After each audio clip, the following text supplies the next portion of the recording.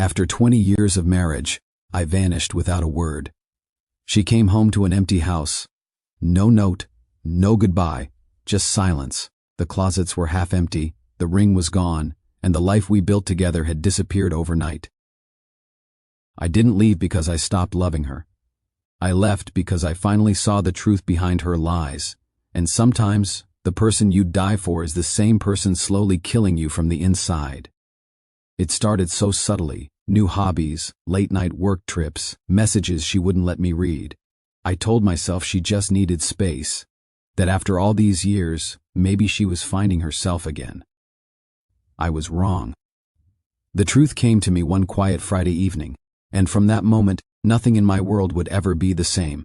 This is not just the story of how my marriage ended. It's the story of how I learned to walk away, quietly, completely, and without looking back. My name is Ethan Ward.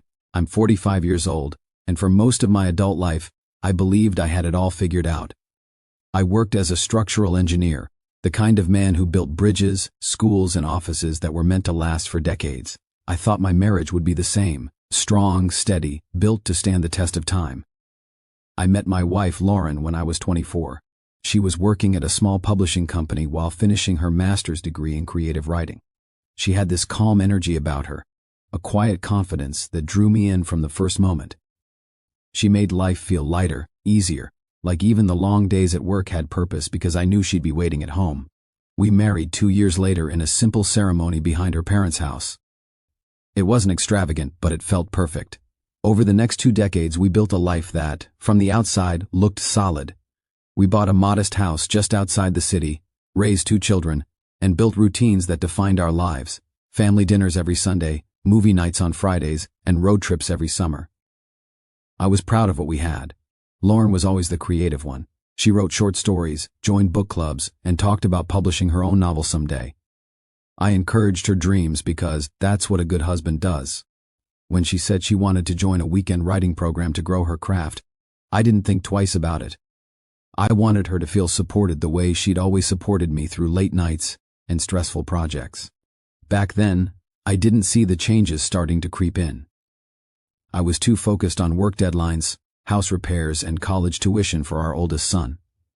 I assumed that distance was just part of marriage, that after so many years together, passion naturally gives way to comfort. I was wrong. Looking back now, I can trace the shift to small, almost invisible things: the way she started locking her phone when she never used to, the way she laughed at messages she wouldn't show me, the night she said she was too tired for dinner but stayed awake typing for hours. She began dressing differently, wearing perfume she hadn't touched in years, and spending more weekends away with her writing group. I told myself it was harmless, that maybe she was simply rediscovering herself. After all, our kids were grown, and we finally had the freedom to explore new interests. But deep down, something felt off. I just didn't want to admit it. For 20 years, I'd built bridges that could carry tons of weight. But somehow, I failed to notice the cracks forming in the one thing that mattered most: my marriage. For years, our life felt ordinary, in the best possible way. I'd wake up before sunrise, make coffee for both of us, and head to the office while she prepared for her day. In the evenings, we'd sit in the living room, each buried in our own world. Me reviewing project blueprints, her typing away on her laptop, working on what she called her novel in progress. We didn't talk as much as we used to, but I told myself that was just what long marriages turned into. Less about words, more about quiet comfort. Weekends were predictable. Saturday mornings at the local farmer's market. Sunday afternoons visiting our kids or tackling house chores together. There was safety in routine, a kind of peace that made me believe we were doing fine. Even when we barely touched anymore or spent hours in silence, I never imagined anything was wrong. I thought comfort was proof of love. Lauren had always been ambitious in her quiet way. She joined a local writing group that met every other Thursday at the library. I was proud of her. I'd see her come home excited, talking about story ideas and plot twists, about people she met who shared her passion for literature. She'd smile when she spoke about it, a glow in her eyes I hadn't seen in years. I mistook that glow for happiness, for inspiration. I didn't realize it was something else entirely. The first time she mentioned attending a weekend writing retreat, it sounded harmless enough. She said it was just 2 days at a nearby lodge, a small group of writers learning about publishing and character development. I remember helping her pack, joking about how she'd better come back with a bestseller. She laughed, kissed my cheek, and promised she would. When she returned that Sunday evening, she was different. Not drastically, but enough for me to notice. She talked less, smiled less around me, and spent more time on her phone. Her scent was different, not just her perfume, but something unfamiliar, like a trace of someone else's cologne clinging to her jacket. I brushed it off, told myself I was imagining things. Over the next few months, the trips became more frequent. First, once every 2 months, then once a month, and soon every other weekend. She claimed her group had grown, that they were collaborating on a joint anthology. I wanted to believe her, so I did. I told myself that supporting her passion was part of being a good husband. But something in her eyes began to change. When she looked at me, there was distance, like she was there physically but somewhere else entirely in her mind. When I'd ask what she was writing, she'd smile faintly and say, "It's not ready yet." That phrase became her shield, her way of keeping me out of a world she didn't want me to see. We still had dinners together, but conversation turned shallow. I'd talk about construction projects, city permits, and deadlines. She'd nod politely, barely listening, her fingers brushing her phone as if waiting for a message. Nights became colder. She'd roll to the far edge of the bed, claiming she couldn't sleep, and spend hours in the dim light of her phone screen. There's a certain kind of loneliness that doesn't come from being alone, but from realizing you're with someone who's already gone. I didn't know it then, but that's exactly where we were headed. Our marriage looked fine from the outside, stable, functional, even enviable to some. But behind closed doors, we were two strangers living under the same roof, pretending we were still the same people we used to be. I thought it was just a phase, that all long relationships went through rough patches. I believed time would fix it. But time wasn't fixing anything. It was quietly pulling us further apart, inch by inch, until all that was left was silence, and my growing suspicion that something was terribly wrong. It started with little things, small, harmless moments that didn't mean much on their own, but when you looked closely, they formed a pattern I couldn't ignore. Lauren's phone, for example, she used to leave it anywhere, on the kitchen counter, the couch, the nightstand. Now it never left her side. Even when she went to take a shower, she'd take it with her. I noticed how she'd angle the screen away whenever a notification appeared, and how her laughter, once open and carefree, became quiet, secretive, almost guilty. Her schedule started changing too. She began leaving earlier for her supposed writing group, saying she needed to help organize sessions or mentor new members. Sometimes she'd come home hours later than before, blaming traffic or extended discussions. I wanted to believe her, but every excuse carried a subtle distance, a tone that said, "Don't ask more." One evening, she received a call while we were watching a movie. She glanced at the screen, smiled faintly, and said, "It's one of the editors from the workshop." Then she stepped outside to take it. When she came back, she looked lighter, almost glowing. I asked what the call was about, and she brushed it off with, "Just a writing opportunity." But when I asked what kind, she changed the subject. Something in me began to shift that night. For weeks, I tried convincing myself I was overthinking, that I was being insecure, paranoid even. After all, we'd been together for 20 years, why would she lie? But no matter how hard I tried to silence it, that quiet voice in the back of my mind wouldn't let go. One Thursday, I came home early from work. Her car was gone, though she'd told me she was home all day editing a manuscript. I called her, and she didn't answer.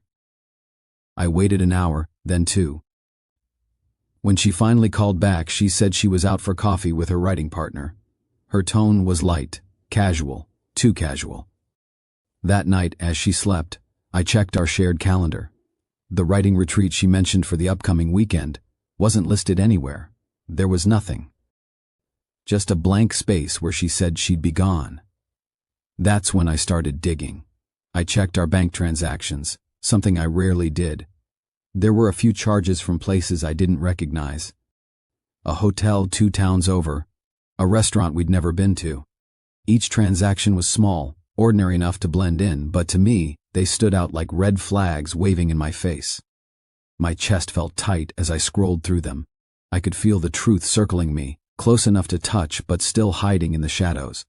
Friday came, and she packed her suitcase again, the same blue one I'd bought her for our anniversary years ago. She said she'd be back Sunday evening. I helped her carry it to the car, just like always, forcing a smile I didn't feel. She kissed my cheek, said she loved me, and drove away. I stood in the driveway, watching her taillights fade until the street went dark.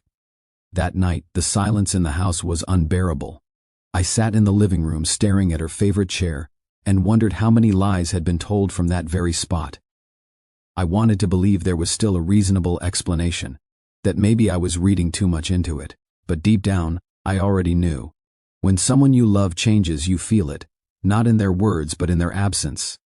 It's in the way they stop looking at you, the way their laughter shifts, the way your name no longer sounds like warmth when it leaves their lips. That weekend, while she was away, I made a decision. I needed to know the truth, not assumptions, not half-truths, not hope, the truth, no matter how painful it turned out to be. And once I found it, there would be no going back. The weekend felt endless. Every tick of the clock echoed through the house like a reminder that something was about to break. I couldn't focus on anything, not the news, not work, not even food. My mind kept circling back to the same question: who was she really with? By Sunday morning, I couldn't take it anymore. I needed answers. I started with what I knew, the name of her writing retreat and the supposed location she'd mentioned. When I searched online, nothing came up. No official listing, no event page, no photos, nothing. Just silence. That's when it hit me. The seminar didn't exist. My hands trembled as I sat back in my chair. For 20 years I'd trusted her completely, and now the one thing I never thought I'd question, her honesty, was dissolving right in front of me. I didn't sleep that night. I stayed up scrolling through her social media, through old photos, posts, comments, anything that could explain what was happening. Everything looked normal, too normal, as if carefully maintained to appear perfect. But one detail caught my eye, a man's name that kept appearing under her recent photos. He always left subtle comments. Beautiful as always, you inspire everyone in the group, see you soon. At first I thought it was harmless, another writer from her circle. But then I noticed something strange. She never replied publicly to anyone's comments except his. By Monday morning, I knew I needed help. Not from friends, not from family, from someone who could find the truth quietly. I searched for private investigators near our city and found a man named James Halley. His website was plain, nothing flashy, but his testimonials were direct, discreet, professional, gets results. That's what I needed. I called him from my truck during lunch. He answered in a voice that was rough but calm, like someone who'd seen every kind of heartbreak there was. "Tell me what's going on," he said. I explained everything. The late nights, the retreats, the phone, the hidden laughter. He didn't interrupt once. When I finished, he said, "You want confirmation, not suspicion. I can do that. When's her next trip?" "This Friday," I said quietly. "She's leaving for another so-called writing conference." He told me to send him the details, the hotel name, her car make, her schedule, and promised to update me by the weekend. When I hung up, my chest felt tight, like I'd just opened a door that couldn't be closed again. Friday came faster than I expected. Lauren was in a great mood, humming as she packed her bag, texting someone between folding clothes. I stood by the door pretending to check my phone, watching her. She smiled at me before leaving, said she'd call once she arrived. I nodded, kissed her cheek, and told her to drive safe. 2 hours later, my phone buzzed. It was a message from James. She just checked in. Not alone. My stomach dropped. I stared at those words until the letters blurred. A minute later, another message came in. A photo. Lauren, standing outside a lakeside lodge, her arm brushing against the man from her social media comments. His hand rested casually on her back, like it belonged there. That image burned into me. It wasn't graphic or even openly affectionate, but it told a story I didn't want to read. James kept sending updates throughout the weekend. Timestamps, locations, photos, dinners together, walks by the lake, a cabin they disappeared into for hours. I read every message, every word, until I couldn't anymore. I didn't cry, I didn't scream. I just sat there, numb, feeling something inside me quietly shut down. The trust, the love, the future, all of it collapsed in silence. By Sunday night, I'd made my decision. I wasn't going to confront her. I wasn't going to yell or demand an explanation. I'd spent 2 decades building a life with her, and now I was going to take it apart, piece by piece on my terms. She would come home to an empty house and I'd be gone, just like the love she'd buried behind her lies. When Lauren came back that Sunday night, I already knew everything. I heard her car pull into the driveway, the soft slam of the door, the sound of her keys hitting the counter. She called my name, cheerful and relaxed, the way someone sounds after a weekend of freedom. I stayed in the living room, pretending to watch television while my thoughts spun behind a blank stare. She kissed my cheek and said, "The retreat was amazing." I nodded, forcing a smile. "I'm glad." She didn't notice how hollow my voice was. She never does when she's busy lying. That night, while she showered, I stepped outside and sat in my truck. The envelope from James lay on the passenger seat, thick with printed photos and notes. I opened it under the dim cabin light.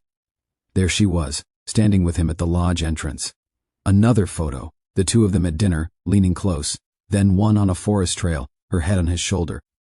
And finally, the one that ended every doubt I'd tried to hold on to, the two of them on a cabin porch, her hands tangled in his hair, his arm around her waist. Each photo felt like a nail being driven in. By the last one I wasn't angry anymore, just empty. I slipped the envelope back into the glove compartment and sat there for a long time. The night was quiet except for the hum of crickets and the faint whisper of wind through the trees. That stillness gave me clarity. Confrontation wouldn't fix this. If I asked for the truth, she'd twist it, cry, beg, promise. I knew the pattern, I'd seen it before in other stories, but I wanted something different, peace, not drama. So I decided to vanish, to let the truth speak for itself when she walked into a house that no longer belonged to us. The next morning I called my bank and shifted half of our savings into a private account. I spoke to a lawyer in another town, explaining everything without emotion. He assured me the evidence was more than enough for a clean, uncontested divorce. We drafted the papers quietly. At work, I asked to move my projects remote for personal reasons. My supervisor didn't ask questions. By Wednesday, I'd found a small house on the edge of town, half the size of our family home, but more than enough for one person who just wanted silence. That Thursday, Lauren left again for her writing session. I loaded my truck with everything that mattered. My tools, important documents, a few clothes, photographs of our kids. I left the furniture, the art, everything we'd collected together. Those things belonged to another life. Before I locked the door for the last time, I walked through each room slowly. The walls were still warm with the scent of her perfume, but to me, the house already felt abandoned. On the kitchen table, I placed the envelope of photos and the signed divorce papers.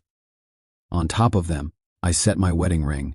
No letter, no explanation, just the truth she'd created for herself. Then I left. Driving away felt unreal, like erasing 20 years in a single turn of the wheel. But as the distance grew between me and that house, a strange calm settled over me. For the first time in years I could breathe. Lauren would come home expecting the usual routine, dinner, conversation, the illusion of normalcy. Instead, she'd find an echo of the life she destroyed. An empty closet, a missing truck, and on the table, proof that the lies she told had finally come full circle. I didn't know what she'd do after that.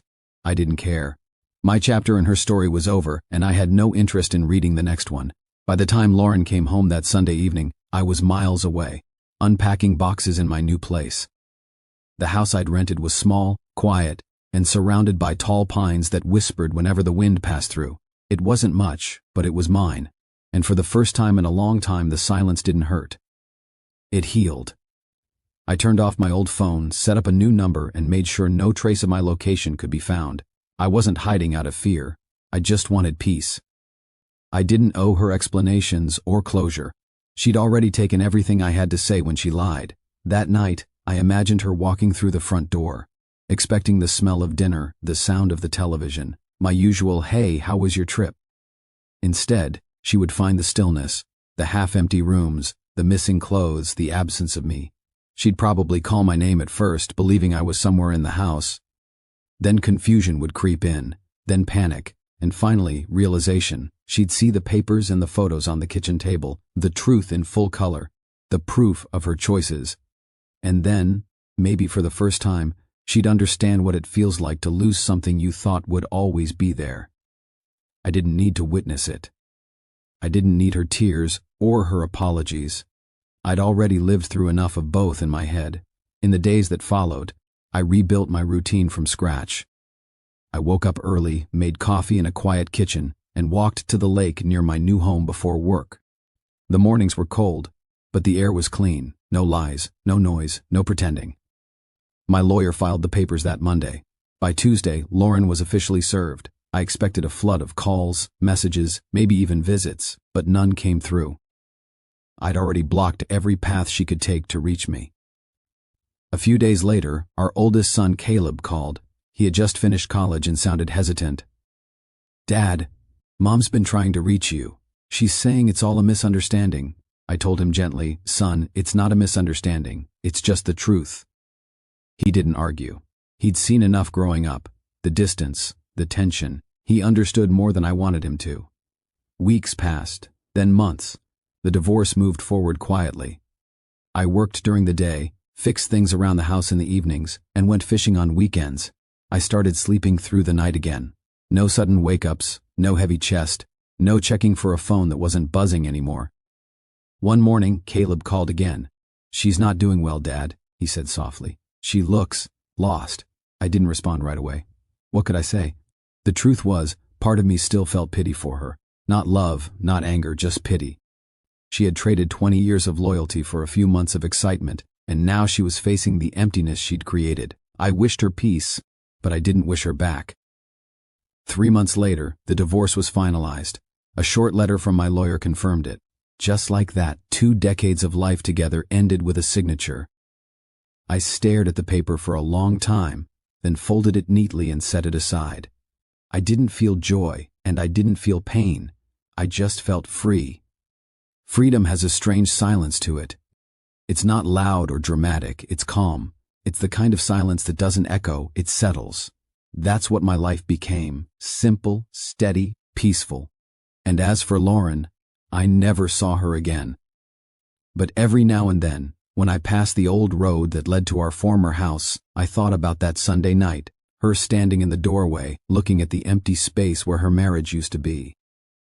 That image reminded me of one truth I'll never forget. Sometimes, walking away isn't about revenge. It's about choosing peace over pain. 3 years slipped by faster than I expected. Work kept me grounded, the lake behind my house kept me sane, and time did what time always does. It softened the edges of things.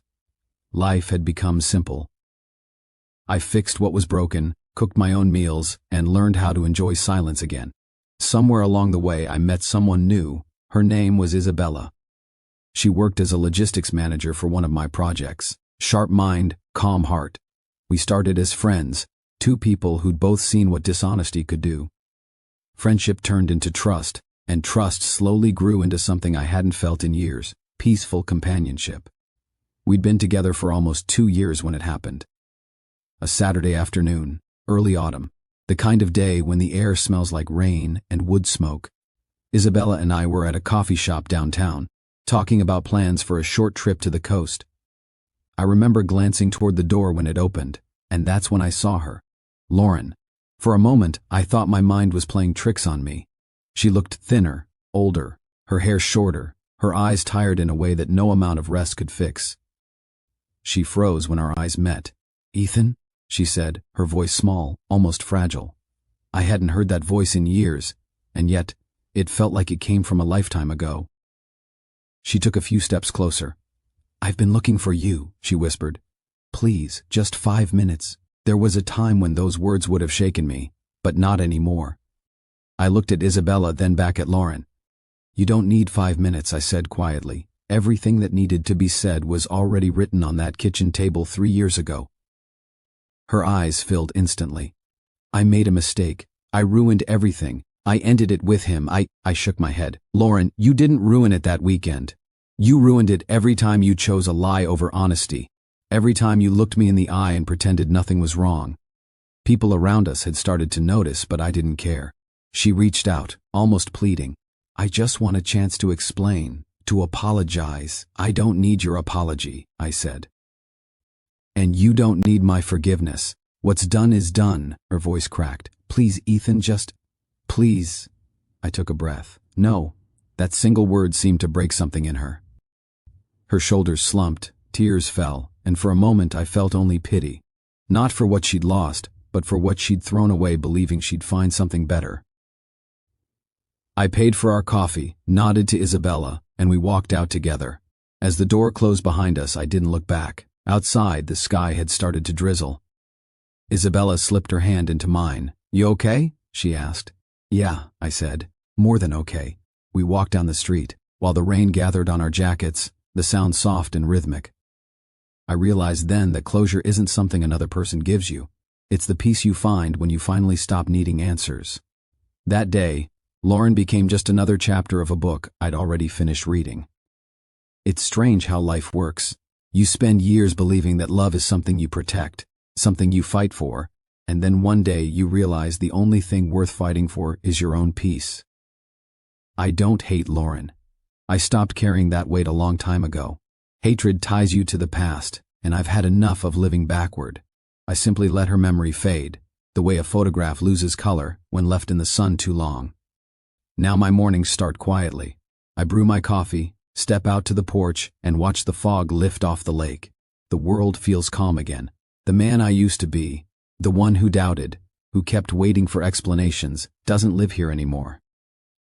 If there's one thing these years have taught me, it's that endings aren't always tragedies. Sometimes they're beginnings, in disguise. When someone shows you who they truly are, believe them the first time, and walk away with dignity. Forgiveness doesn't always mean reconciliation. Sometimes it simply means accepting that the story is over and choosing to write a new one. I rebuilt my life from the ground up. Brick by brick, step by step. Not as the husband who was betrayed, but as the man who finally understood his own worth.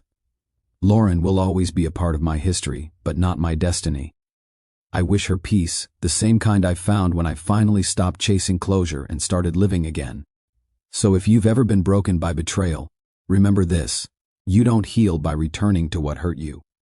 You heal by walking away, closing the door gently, and never looking back. Because sometimes the strongest thing you can ever say is simply, "I'm done."